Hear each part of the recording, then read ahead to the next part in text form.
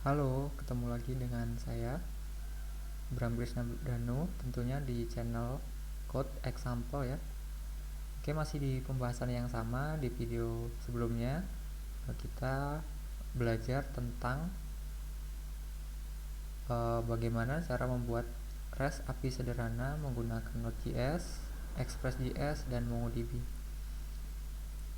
Oke, untuk setupnya teman-teman perlu text editor, lalu tentunya Node.js ya. Postman ini nanti Postman kita gunakan untuk testing API yang sudah kita buat. Sebenarnya ada banyak untuk testing API, tapi di sini saya pakai Postman. Teman-teman boleh pilih yang lain, di browser pun ada ya. Di Google Chrome ada ekstensi untuk testing API. Lalu ada MongoDB yang nanti perlu teman-teman install.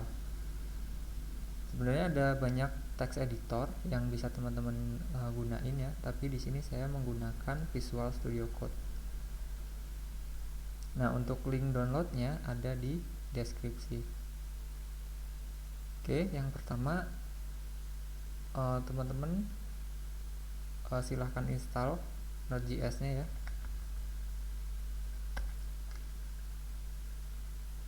Nah, Node.js di sini download, silahkan sesuaiin dengan kebutuhan laptop atau PC teman-teman ya. Di sini ada pilihan Windows, Mac OS, dan source code ini bentuknya dia tar gz ya. Dia sudah package, jadi nanti tinggal di ekstrak. Untuk keperluannya disesuaikan ya. Untuk Windows 32 bit atau 64 bit, saya rekomendasikan teman-teman menggunakan Windows 10 ya. Dan untuk kemudahannya supaya teman-teman nggak terlalu lemot nanti laptopnya, mungkin saya ada rekomendasi untuk minimal RAM mungkin 4 GB dan prosesor Core i3 ya, dan SSD untuk tempat penginstalan sistem operasi itu sudah cukup ya. Nah, ini silahkan di download. Setelah di download, teman-teman silahkan dicek ya, silahkan dicek di terminal. Jika teman-teman pakai macOS, jika Windows silahkan ikuti saya. Teman-teman masuk ke terminal ya, cmd. Jika penginstalannya sudah berhasil, silahkan teman-teman cek ya. Kita cek not WinV. Nah, jika dia keluar versinya, berarti penginstalannya berhasil. Lalu di dalam Node.js dia sudah include yang namanya npm ya. npm itu adalah Node Packet Module. Itu nanti kita banyak gunain untuk penginstalan library yang ada di Node.js. Untuk mengeceknya npm sendiri, kita tinggal npm min v. Nah, dia sudah keluar. Nah, biasanya ada kalau di Mac ya, dia perlu didaftarkan di path-nya. Untuk di Windows sendiri, terkadang dia juga tidak langsung terhubung ke terminal atau cmd ya. Teman-teman perlu setup di environment variable ya. Lalu di environment variable klik, tambahkan di path, klik 2 kali di bagian path ya, di bagian path. Lalu silahkan tambahkan di folder penyimpanannya. Jadi teman-teman bisa ke user Bram Krisna Danu, lalu ada app data, roaming, lalu ada npm. Nah, silahkan teman-teman copy ini ya di bagian sini, dan untuk name-nya ini tergantung dari name user PC teman-teman ya. Copy, lalu di path-nya silahkan klik 2 kali, lalu new, pastekan. Nah, karena di sini saya sudah, jadi saya tidak perlu setup lagi.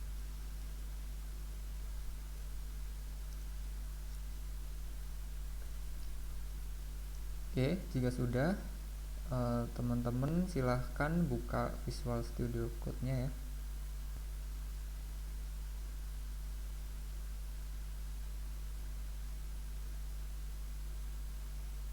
Nah, jika sudah, ini tampilan awalnya Visual Studio Code ya, masih kosong filenya. Nah, untuk gimana sih cara buat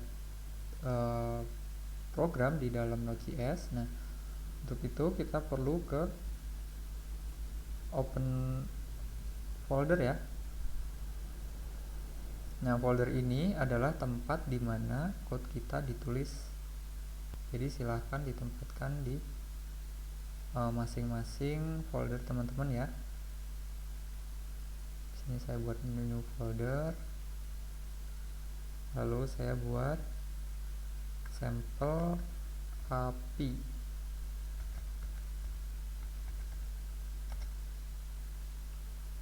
Nah, sudah. Jika sudah, silakan teman-teman open ya. Jadi sampel API ini adalah isinya kode-kode kita yang ingin dibuat. Oke, jika sudah silahkan diklik lalu select folder.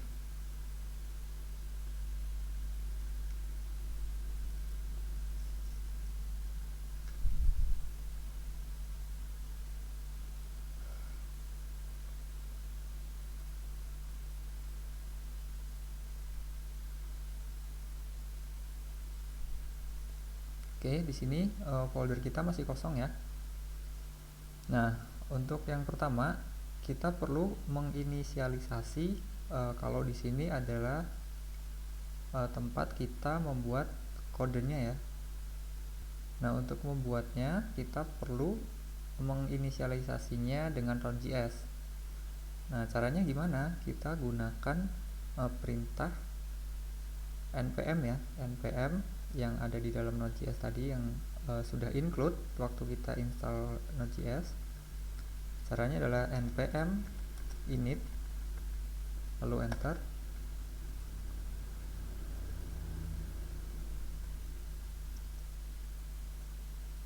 Nah, di sini npm install package afterward to install package and save it as dependencies di package.json. Jadi nanti setelah kita menginisialisasinya, otomatis akan muncul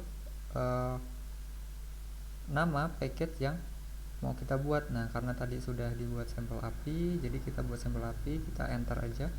Nah, ini versinya. Lalu deskripsinya boleh kita isi belajar API Node.js. Entry pointnya kita biarkan tetap index. Nah, entry point ini adalah file main ya. Nah, ini nanti adalah file.js yang akan dibaca pertama kali oleh Node.js nya. Lalu ada test comment, kita enter aja. Git repository kita belum ada, keywords belum. Nah, author ini adalah siapa yang membuat aplikasi ini ya. Kita isi dengan nama kita masing-masing. Sini saya buat Bram Krishna Danu. Oke, kita enter. Lisensinya biarkan ISC. Nah, ini sudah dibuat ya. Dia namenya nama package-nya sampel API, versinya 10.0, deskripsinya belajar API Node.js, mainnya index.js ya, autornya Bram Krishna Danu. Oke, apakah ini sudah oke? Katanya kita enter aja. Nah, setelah berhasil maka otomatis akan dibuatkan file npm ya, dan yang namanya package.json. Nah, isi file ini adalah file-file yang kita buat tadi. Nah, jika sudah, teman-teman silahkan buat satu folder ya, satu file maksud saya, file yang namanya index.js.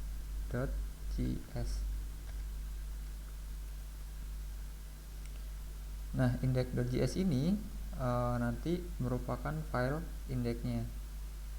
Tapi ini untuk contoh awal dulu, kita akan pengenalan dulu nih dengan JavaScript-nya. Nanti kita akan berkenalan dengan fungsi, variabel, cara install library, dan export import sebuah modul. Nah, untuk di JavaScript sendiri, satu file ini disebutnya adalah sebuah modul. Nah, untuk modul yang akan dipanggil di modul lain, kita perlu export dan import. Nah, untuk yang pertama kita harus tahu dulu tipe data ya. Tipe data dalam JavaScript itu ada string ya, ada string, lalu ada number, lalu ada juga boolean ya, ada boolean. Nah, tipe data string ini apa? String adalah tipe data yang berbentuk teks, lalu number ini merupakan angka, dan boolean ini isinya true dan false. Nah, harusnya teman-teman sudah paham ini. Mungkin harus belajar dulu ya tentang apa itu string, number, dan boolean. Oke, untuk string sendiri bentuknya selalu dalam tanda petik ya, entah itu petik 1 atau petik 2. Nah, di sini saya prefer menggunakan petik 2.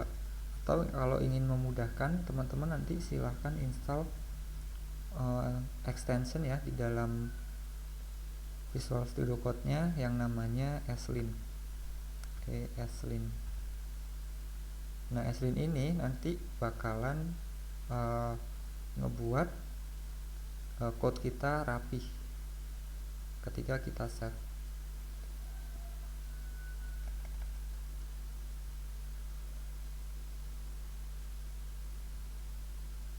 Oke, kembali ke index.js. Nah, di sini kita tadi ada beberapa tipe data ya. Ada string, lalu ada boolean, lalu ada number. Nah, string ini adalah teks ya, teks yang di dalam tanda petik. Lalu boolean ini isinya adalah true atau false. Nah, boolean ini tidak bisa diisi dengan string ataupun number. Nah, number sendiri adalah angka.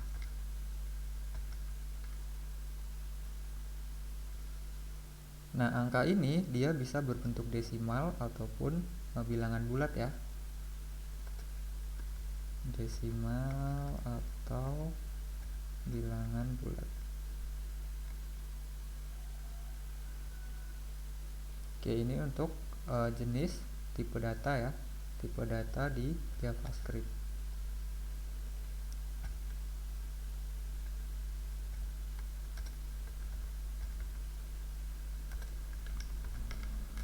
Nah, ini garis 2 ini merupakan tanda komentar. Nah, ketika ada garis ini berarti kodenya tidak akan dibaca atau akan diabaikan oleh JavaScript.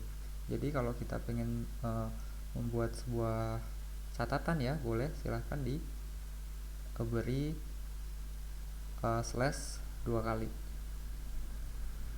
Oke, langsung saja kita langsung masuk ke tentang apa itu variabel.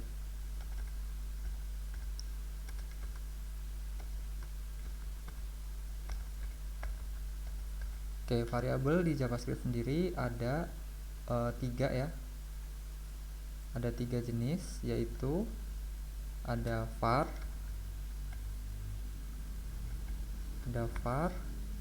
lalu let, dan cons. Nah, apa sih bedanya masing-masing ini? Nah, var dan let lalu cons ini merupakan sebuah variabel untuk menampung suatu objek, tipe data ataupun value ya. Bisa juga menampung sebuah fungsi. Nah, lalu untuk menggunakan sebuah variabel ya, caranya kita harus mendeklarasikan dahulu. Caranya contoh kita buat var ya, var nama sama dengan Bram Krishna Danu. Oke, di sini saya sudah mendeklarasikan satu variabel yang nama variabelnya juga adalah nama ya, atau mungkin enaknya nama lengkap. Nah, ini adalah sebuah variabel yang nama variabelnya nama lengkap. Nah, isinya adalah Bram Krishna Danu. Nah, var ini bisa dideklarasikan dengan kosong begini ya. Lalu kita assign di bawahnya, atau kita untuk mengisi variabelnya. Nah, ini adalah deklarasi sebuah variabel kosong. Contoh kita print ya. Nah, untuk print di JavaScript kita menggunakan console.log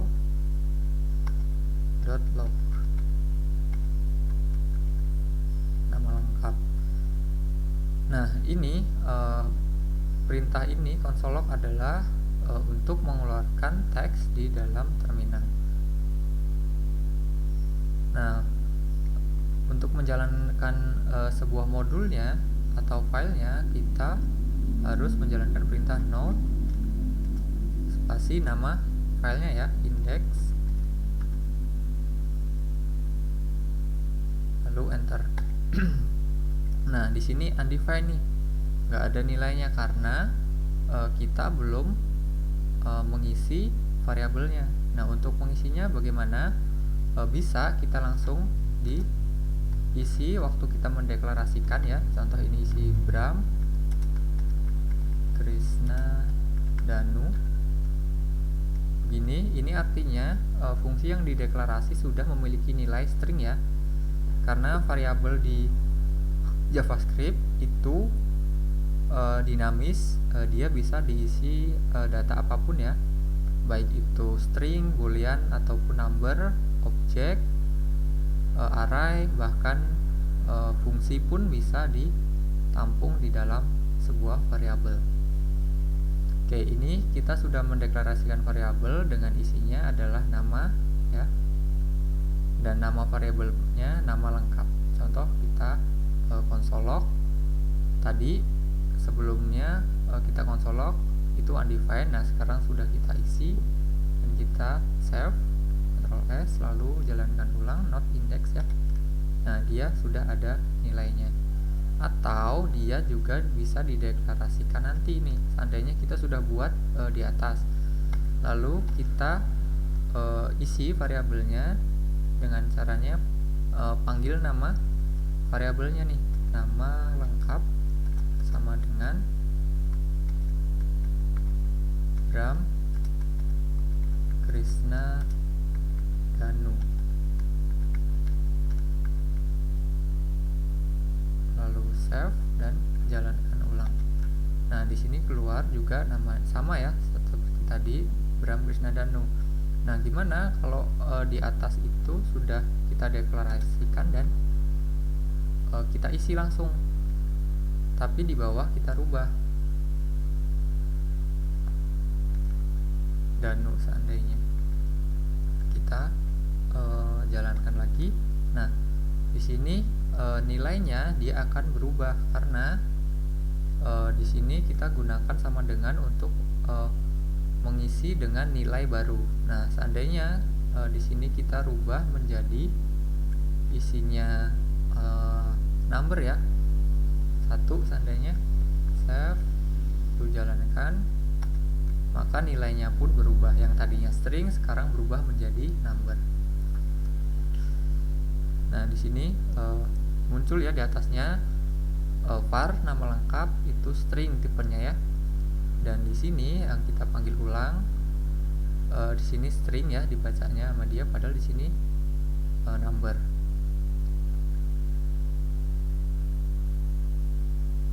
Ini masih membaca yang atas. Lalu kita seandainya kita assign ulang di bawah, nama lengkap menjadi sama dengan false. ini, maka hasilnya akan false. Kenapa? Karena kita juga sudah merubahnya lagi menjadi boolean ya, bukan lagi 1. Nah, isinya juga false.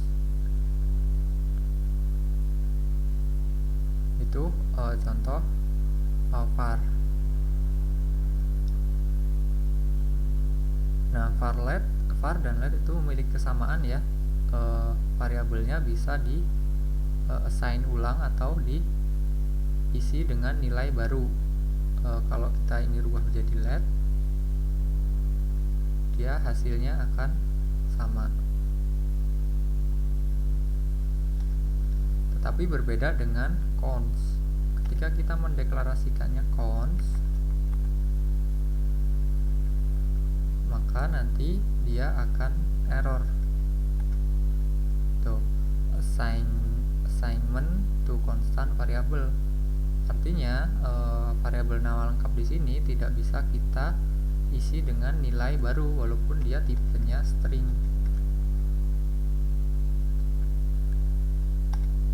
Dia akan tetap error karena konstan itu variabel yang nilainya tetap.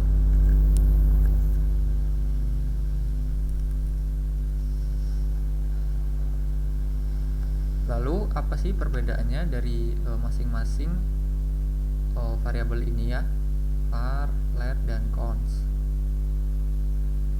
Nah, untuk var sendiri dia memungkinkan ya untuk dipanggil di luar scope ya, kecuali scope itu adalah sebuah fungsi. Let dia hanya bisa dipanggil dalam satu scope yang sama. Let dan cons ya hanya bisa dipanggil dalam satu scope yang sama, sedangkan var dia memungkinkan bisa dipanggil di luar scope yang sama kecuali fungsi. Nah, untuk contoh kita di sini menggunakan perulangan ya, for. Nah, di sini selama var i sama dengan 0 sama dengan 1,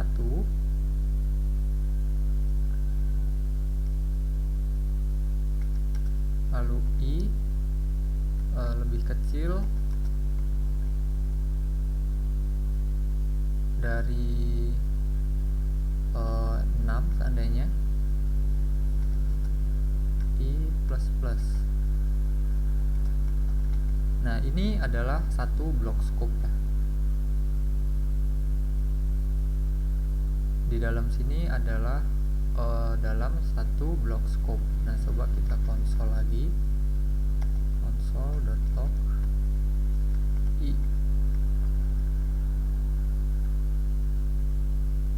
Ketika kita jalankan,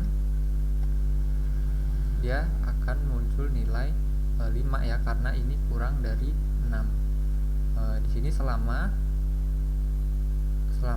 i kurang dari 6, maka nilainya akan ditambahkan terus ya. Nah, apa yang terjadi jika kita panggil var-nya itu di luar scope ini ya, scope for? Kita console.log i. Oke, kita jalankan. Nah, dia hasilnya 6, tapi dia tidak muncul berulang kali. Yang diambil adalah nilai terakhirnya.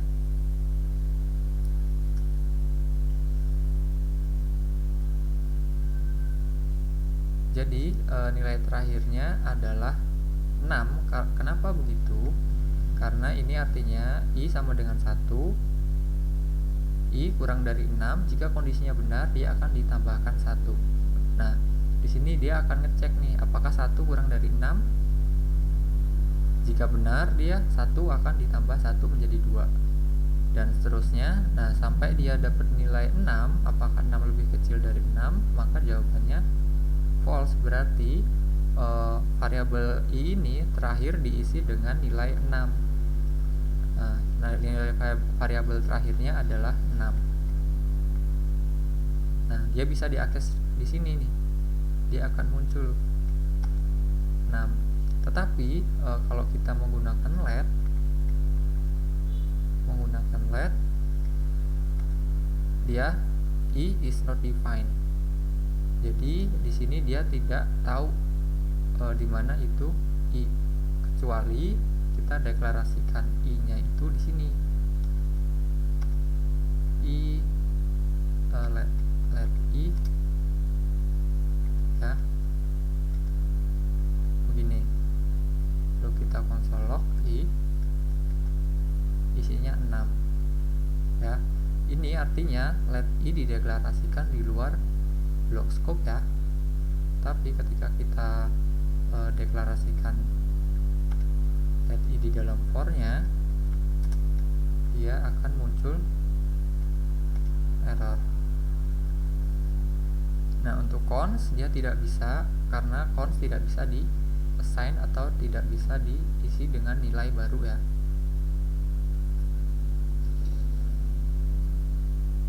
Nah, jadi perbedaannya var, let, dan cons itu var dan let sama-sama bisa diisi dengan nilai baru, sedangkan cons tidak.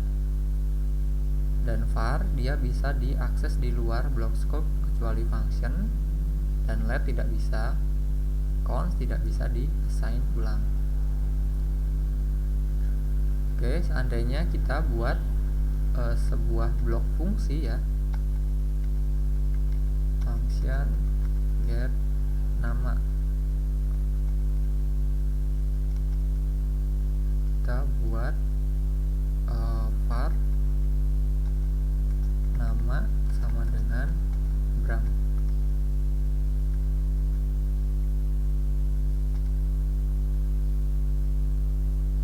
Ini nama, sini kita return nama. Oke, di sini ini adalah scope fungsi ya. Harusnya di sini si var tidak bisa diakses karena ini adalah blok sebuah fungsi. Nah, dia error nama is not defined, tetapi dia bisa diakses di dalam blok scope lain kecuali fungsi ya. Nah, var juga dia bisa dideklarasikan ulang. Seandainya kita sudah deklarasi var nama sama dengan Rizky, lalu kita deklarasi lagi var nama sama dengan Bram. Nah, di sini ketika kita konsol nama, maka yang diambil adalah deklarasi terakhirnya ya. Nah, di sini nanti bisa jadi kita bingung karena ada dua variabel yang sama. Ketika kita ingin melakukan perulangan, kita ingin assign-nya nama yang mana, kita nggak tahu nih nama yang Rizky atau nama yang Bram yang mau kita rubah. Nah, oleh karena itu para developer lain di JavaScript itu merekomendasikan hindari var, gunakan let ya untuk variabel yang bisa diisi dengan nilai baru atau di-assign-nya. Itu adalah contoh perbedaannya.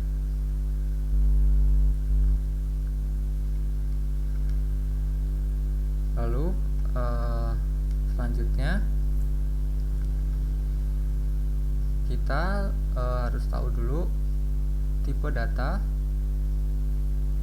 objek, dan array ya. Objek itu ditandai dengan buka tutup kurung kurawal ya. Ini adalah sebuah objek. Contoh, kita buat variabel yang isinya objek. Karena variabel di JavaScript itu dinamis isinya, jadi kita boleh mengisinya dengan objek ya. Contoh, kita gunakan let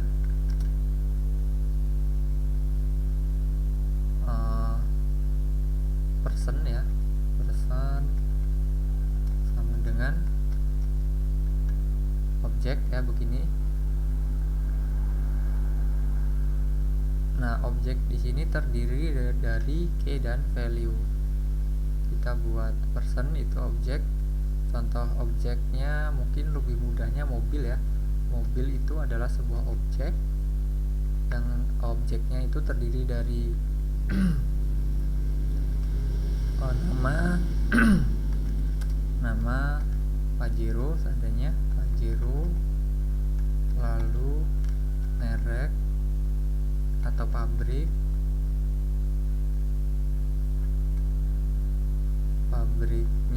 dia adalah Mitsubishi ya, Mitsubishi.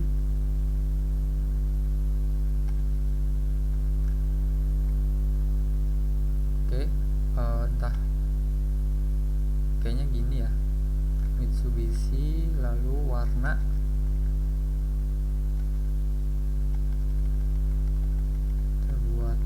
warna hitam ya,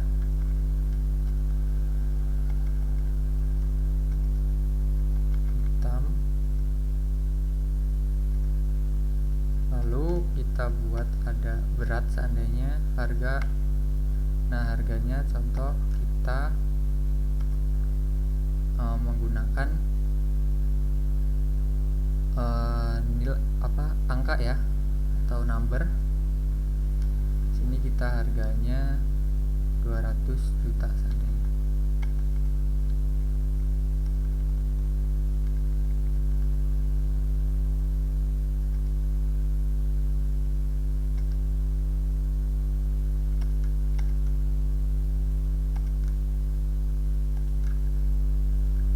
Nah, di dalam objek juga setiap value dalam key-nya dia dinamis ya, boleh diisi data apapun. Nah, untuk manggil objek bagaimana?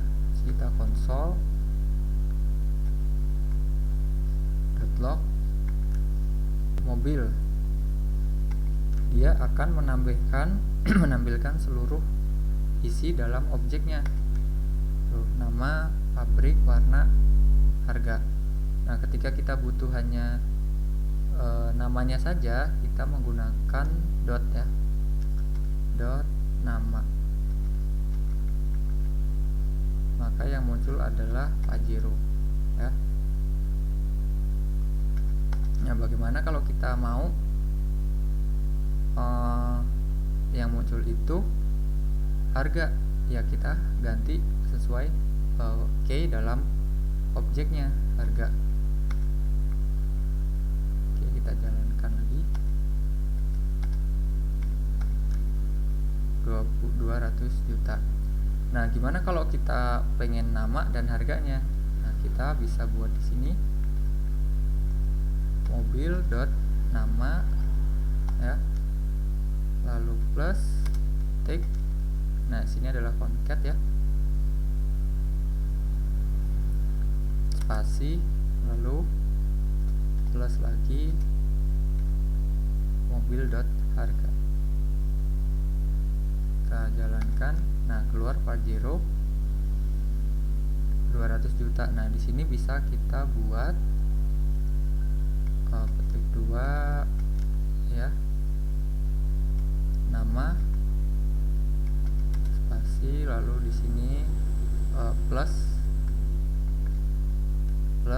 namanya, lalu di sini harga ya, harga titik 2. Nah, di sini sudah kita manipulasi ya, namanya Pajero, harganya 200 juta. Nah, itu untuk akses sebuah variabel objek ya.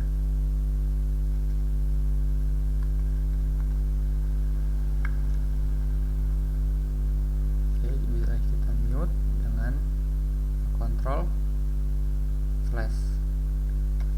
Oke, lalu juga ada tipe data array nih, array. Nah, array itu ditandai dengan dia mempunyai buka tutup kurung balok ya. seperti ini. Lalu cara deklarasikannya juga sama. Di sini kita buat let ARR seandainya begini. Nah, di sini boleh kita isi dinamis juga ya. 2 lalu true. Nah, di sini sudah kita nilai, isinya nilai ya.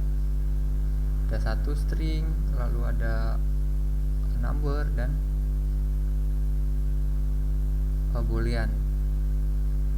Nah, di array sendiri untuk aksesnya dia menggunakan indeks ya, dan indeks di array itu selalu dimulai dari 0 ya. Jadi ini ada 3 indeks ya, 3 indeks. Yang indeks ke 0 adalah 1, indeks ke 1 adalah 2 ya, indeks kedua adalah true. Nah, untuk aksesnya gimana? Sama, kita konsol ya, console.log array ya. Seandainya kita begini array saja, maka dia akan menampilkan seluruh value di arraynya 1, 2, dan true. Lalu kalau kita pengen akses si satunya aja, berarti kita harus kasih tahu dulu nih indeks berapa yang ingin kita panggil ya. Berarti indeks ke 0 seandainya satunya, kita jalankan. Nah, dia 1 yang keluar. Kalau kita ingin yang kedua, berarti indeks yang ke 1. Oke, begitu ya. Itu untuk contoh array.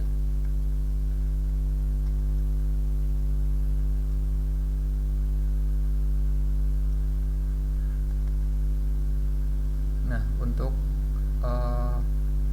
fungsi ya, fungsi di JavaScript ada beberapa bentuk penulisannya. Yang pertama, kita menggunakan fungsi ya, function, lalu nama fungsinya get nama ini ya, lalu buka tutup kurung. Nah, di sini adalah scope sebuah fungsi ya. Di sini return, kita mengeluarkan nama ya, nama Bram. Nah, return ini artinya si fungsi get nama ini menghasilkan ya, mereturn atau mengeluarkan sebuah string nama. Lalu cara menjalankannya adalah sama ya, kita console .log get nama. Nah, dia keluar. Nah, bisa juga fungsi ini langsung kita jalankan tanpa di dalam console log. Nah, caranya kita di sini console lognya ada di dalam fungsi sol.log Bram, dan kita jalankan fungsinya ya tanpa perlu di konsol. Jadi langsung kita panggil nama fungsinya get nama.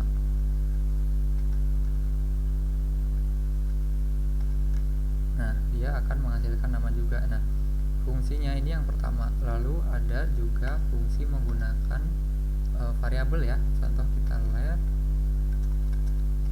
jangan let ya. Kalau fungsi kita biasakan, karena fungsi itu tetap, walaupun nilainya hasilnya di dalamnya berubah, tapi nilainya dia akan selalu tetap ya bentuknya. Dan dia fungsi the variable fungsi nggak mungkin kita isi dengan nilai baru ya, atau kita assign. Makanya biasakan ketika variabel fungsi kita gunakan const. Contoh kita const get name ya, supaya fungsinya ini tidak double ketika kita menggunakan get nama sama dengan function ya.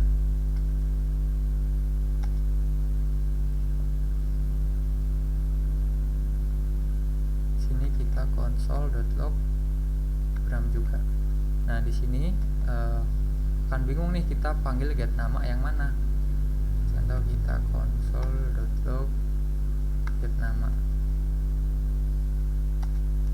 Nah, dia bingung nih, identifier get nama has already been declared. Jadi fungsi get nama ini sudah dideklarasikan. Untuk fungsi dia harus unik ya. Get name kita rubah jadi get name. Kita jalankan.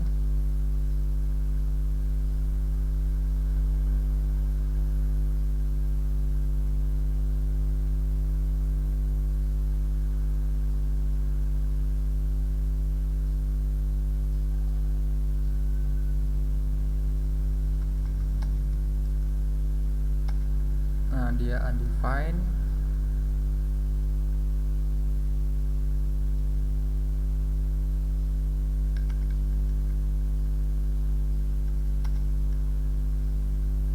Kita coba console.log get name.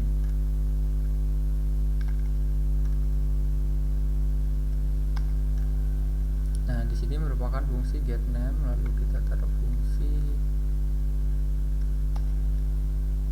Nah, di sini get name dan get nama padahal berbeda ya, tapi di sini keluar hasil Bram dan undefined. Saya kurang tahu nih, mungkin ada bug ya. Entah, kita buat gini. Dia tetap berjalan ya, padahal nama fungsinya berbeda.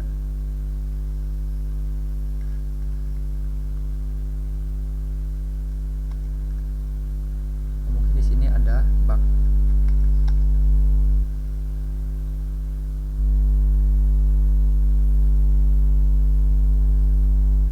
Karena maaf, di sini bukan karena ada bug, tetapi karena kita mengkonsol 2 kali ya. Kita sudah mengkonsol 2 kali.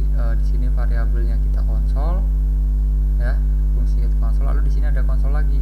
Harusnya di sini adalah return ya, return Bram.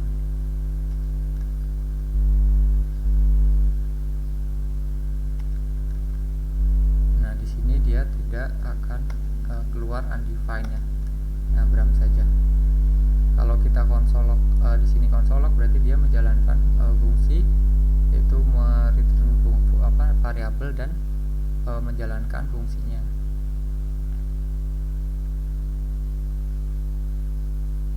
Nah, lalu ada juga yang namanya row function ya, yang nanti ketika kita sudah masuk dalam pemrograman API-nya itu bakalan sering kita pakai ya. Contoh, kita const get name double E sama dengan tanda panah. Nah, di sini dia akan mereturn ya, return sebuah string nama Bram juga. Saya ganti Krishna. Kita copy, kita paste di sini. Nah, dia juga akan di sini tanpa kita perlu mereturn ya, dia akan mereturn stringnya. Bisa juga kita buatnya seperti ini, return Krishna. Nah, ini perbedaannya apa? Ketika kita langsung tanpa menggunakan kurung kurawal, dia akan langsung mereturn. Tapi kalau kita menggunakan kurung kurawal, kita harus menggunakan return ya. Nah, ini untuk memanggil di konsolok. Gimana kalau kita konsoloknya ada di dalam fungsinya nih? Gimana cara manggilnya? Kita konsol Bram. Di sini kita konsol Krishna. Di sini Danu.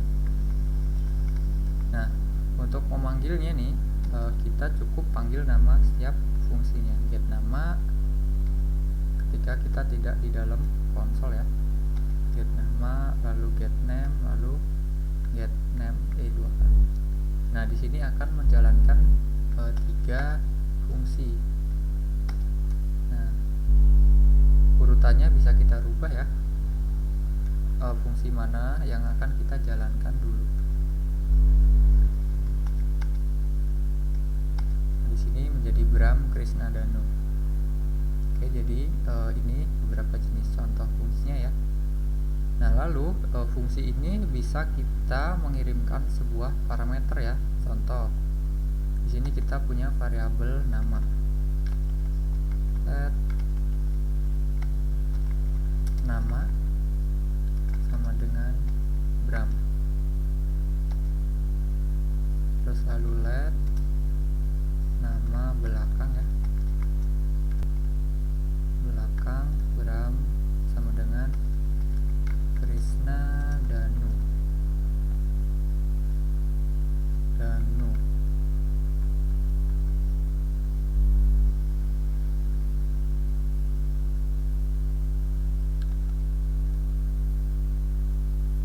Lalu di sini kita buat kita mute dulu ya.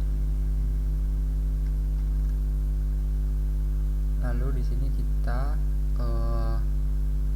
membuat fungsi get nama lengkap yang isinya nama depan ya, depan, koma, nama belakang. Lalu di sini kita konsol .log nama depan dan nama depan plus spasi ya, string spasi lalu nama belakang. Nah, kalau nggak kita kasih spasi nanti dia akan jadi 1 ya. Nah, lalu untuk makainya gimana? Di sini kita panggil nama fungsinya ya, get nama lengkap ya ini. Lalu kita kirimkan variabel ini. Yang pertama adalah nama depan, yang kedua nama belakang. Sini nama, koma, nama belakang. Lalu kita jalankan. Nah, error nama depan, nama belakang is not defined. Nah, di sini kita harus dipisahkan dengan koma.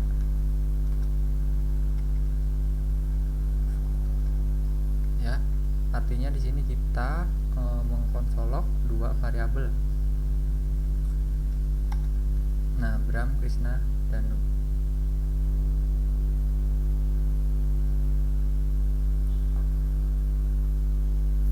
Contohnya gitu ya untuk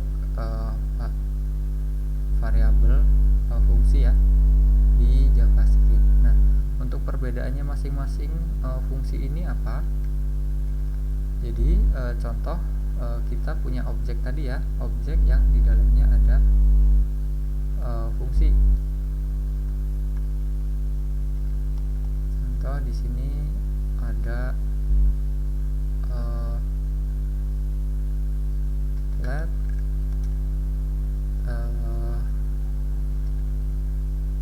person ya, person yang isinya objek ada nama depan, lalu saya isi Bram, lalu nama belakang isinya Krishna Danu. Nah, di sini ada nama lengkap yang isinya fungsi ya. Nah, di sini row function seandainya row function this. Nah, untuk mengakses di dalam scope objek kita gunakan this ya, this dot kita gunakan. Nah, fungsi ini lalu kita return ya, return this nama depan dan nama belakang. Coba kita console.log person.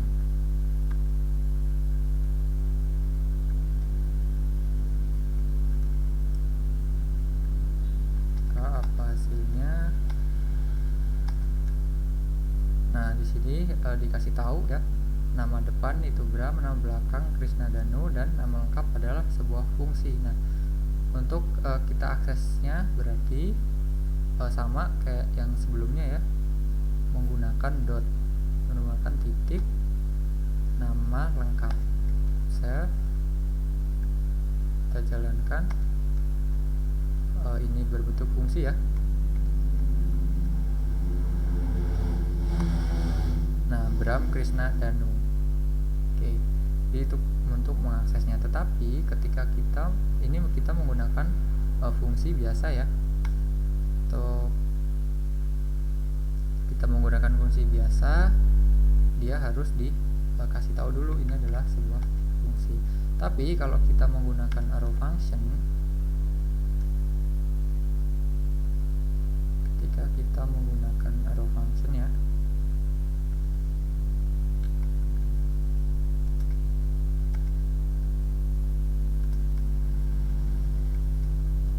dia begini, maka dia hasilnya adalah undefined. Kenapa? Karena di dalam arrow function itu tidak bisa mengakses menggunakan this. Sedangkan kita kalau gunakan nama depan dan nama belakang, itu hasilnya error juga, nama depan tidak ditemukan. Nah, kalau di dalam sebuah objek kita harus memanggilnya dengan this ya, this dot nama depan dan this dot nama belakang. Tetapi karena dia ada di dalam arrow function, dia tidak bisa mengaksesnya. Itu kekurangannya arrow function. Jadi kita harus tahu kapan kita gunain arrow function, kapan kita juga gunain fungsi yang biasa ya. Jadi itu untuk jenis-jenis tipe data, variabel, objek, array ya, dan fungsi.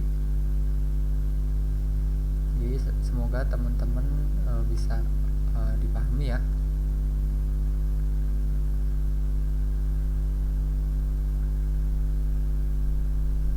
Oke, untuk pertemuan kali ini kita sampai sini dulu.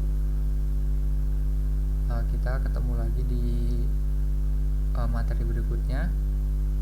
Mungkin kita langsung akan buat sebuah REST API-nya ya. Belum. Mungkin di depan kita buat export import modul dulu ya.